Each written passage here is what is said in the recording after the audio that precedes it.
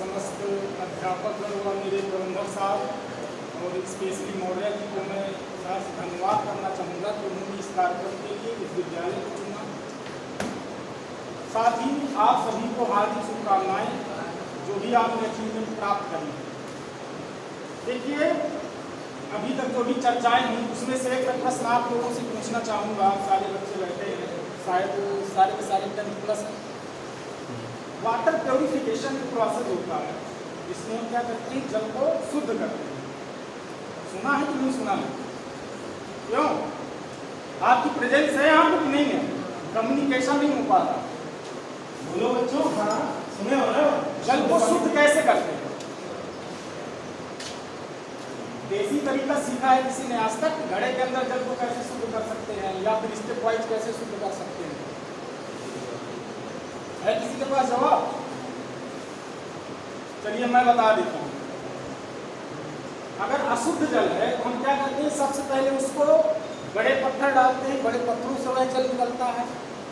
इसके बाद वह छोटे पत्थरों से होकर गुजरता है। इसके पश्चात वह कोयले से होकर गुजरता है, फिर बालू से होकर गुजरता है, और आफ्टर दैट होता क्या है कि हमें एक प्योर वाटर मिल जाता है। सच्चाई हम कह सकते हैं H2O हमको दे दो। ये जो स्टेप्स हैं, जरा कभी इनको समझने का प्रयास करिए। छोटा सा उदाहरण मैंने आपके लिए दिया। पानी पानी है, लेकिन उसमें जो अशुद्धियां मिली हैं उनको अलग करने के लिए उस जल को 3 या 4 स्टेजों से होकर के गुजरना पड़ा, तब जाके कहीं ना कहीं उसका एक शुद्ध रूप मिला। हम आप जितने भी यहाँ पर उपस्थित हैं, हर किसी न किसी व्यक्ति के साथ कुछ ना कुछ व्यसन जुड़े हुए हैं, बुरी आदतें जुड़ी हुई हैं। जैसा कि सर ने कहा, ट्विटर, फेसबुक और ये इंस्टाग्राम वगैरह ये अब तो आ गया है। हम लोगों के समय नहीं था उस समय, जब हम लोग आपके उनको ये एक लत बन चुकी है। प्लस आपके जो व्यसन है, या फिर हम ये भी कह सकते हैं कि गिर के संभलना। आप जितनी बार हारेंगे तो वो हारना मायने नहीं रखता, मायने ये रखता है कि उस हार से आपने सीखा क्या है। जो गलतियां होती हैं, उन गलतियों को जो व्यक्ति सुधारता है, सुधार के आगे बढ़ता है, तो इसके कई प्रमाण इस संसार में हैं और सजीव हैं आज के समय पे, जिनसे आप ये सीख सकते हैं कि आपको उन गलतियों को सुधारने के पश्चात कहीं ना कहीं सक्सेस जरूर मिलेगी। एक मूवी आई थी आपके बांदा जनपद में ही, एक आपका विद्यालय है पुरान पे, जनता इंटर कॉलेज।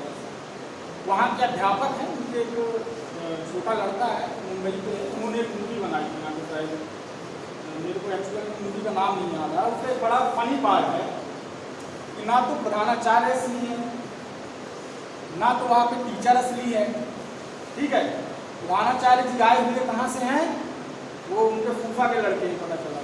जो अध्यापक है वो पता चला चाचा का लड़का है, और जो चेक करने गया वो कौन था पता है आपको? मामा का लड़का था, जो अधिकारी था।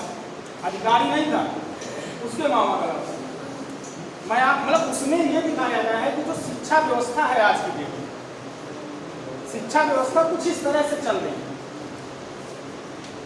मुझे कहने के लिए इन्होंने अवसर दिया, तो मैं इनको एक चीज़ कहना चाहूँगा कि ट्रिपल ओलंपियाड से अगर सरकारी विद्यालयों को भी जोड़ने का प्रयास किया जाए, सरकारी विद्यालय अर्थात जैसे ये कक्षा 10+ ले रहे हैं, तो आप कक्षा 8, कक्षा 6 और कक्षा 5, ठीक है, यहाँ से बच्चों को उठाइए और सरकारी विद्यालयों के बच्चों को भी इसमें जोड़िए, ताकि देखिए सबसे ज़्यादा डिमोटिलाइज अगर कोई बच्चा पाया जाता है, कथन बुरा है लेकिन सरकारी विद्यालय में पाया जाता है, प्राइवेट से भी ज़्यादा, और वो भी बेसिक। ठीक है, तो कहीं ना कहीं एक सजेशन है मेरा कि आप कम से कम बेसिक वालों को भी लेकर के चलिए, वो भी खासकर गवर्नमेंट से, ताकि उनको भी अच्छा प्लेटफॉर्म मिले, उनको भी कुछ नॉलेज हो कि भाई आखिरकार कंपटीशन की दुनिया है। छोटे छोटे बच्चे हैं, जैसे कोई इनको टेस्ट करने की बोले तो मिलता रहता है अवसर, विद्यालय स्तर पे टेस्ट होते रहते हैं छोटे छोटे बच्चों के। ठीक है, टर्म 1 हो गया, टर्म 2 हो गया, टर्म 3 हो गया, नहीं तो टर्म 4 भी चल रहा है। गवर्नमेंट स्कूल के पास ये सारी सुविधाएं नहीं है।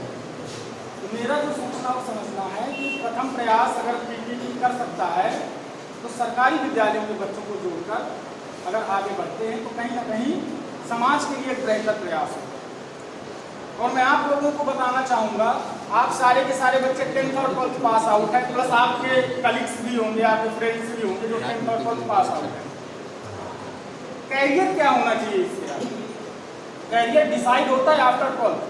सुन लो, जो हमारी ज़िंदगी है, हमारी ज़िंदगी के जो फैसले हैं, कह सकते हैं कि कुल है कक्षा 12। जब आप इसे पार कर दें तो सारी सीमाएं खुल जाती हैं, कोई सीमा नहीं, आप इधर भी जा सकते। आप चाहो तो MBA करो, आप चाहो तो BTech करो, आप चाहो तो MSc करो, BSc करो, आप चाहो तो BA करो, सिविल सर्विसेज की तैयारी करो, टेक्निकल की तैयारी करो, बहुत बड़ी फील्ड है, आप ढूंढते रह जाओ। ठीक है, मेरे को किधर जाना है, कंफ्यूजन होता है सबसे बड़ा। तो सबसे पहले आप अपने आप को एक दिशा दीजिए। ठीक है, आप अगर अपने आप को एक अच्छी दिशा देंगे, उस दिशा में चलेंगे, तो मैं गारंटी लेता हूँ कि आपकी दशा जरूर बदल जाएगी। ठीक है, तो लक्ष्य बनाइए। और जैसा कि सर ने बताया, अभी आप वर्तमान में ITI कैंपस में बैठे हुए हैं, ज़्यादा बड़ी बात तो नहीं है। आप लोग अभी यहाँ से जब निकलेंगे तो निकल के आप गैलरी पे पहुँचेंगे, गैलरी पे बोर्ड लगा है career after ITI। More than 25% जितने भी गवर्नमेंट सेक्टर है, आप उसका 25 to 30% निकाल लीजिए। हर गवर्नमेंट सेक्टर पे ITI कैंडिडेट मांगा जाता है, हर गवर्नमेंट सेक्टर। प्राइवेट इंडस्ट्री पे ITI कैंडिडेट्स को इजीली जॉब मिलती है। आफ्टर दैट इनको इतना स्किल्ड कर दिया जाता है, प्राइवेट संस्थानों की बात कर रहा हूँ, आज की नहीं। ठीक है, इतने स्किल्ड कर दिए जाते हैं कि अगर एक स्वयं व्यवसाय करना चाहे तो स्वयं व्यवसाय भी कर सकते हैं। इसके लिए इन्हें किसी की भी मदद लेने की आवश्यकता नहीं है कि भाई मेरे को नौकरी पे रख लो, लोकल पे आप अपना खुद का व्यवसाय भी खोल सकते हो। एक बहुत अच्छा प्लेटफॉर्म है, बहुत ईजी प्लेटफॉर्म है, जहाँ से आपको कम समय, कम उम्र, कम पढ़ाई में एक अच्छी नौकरी गेन हो सकती है।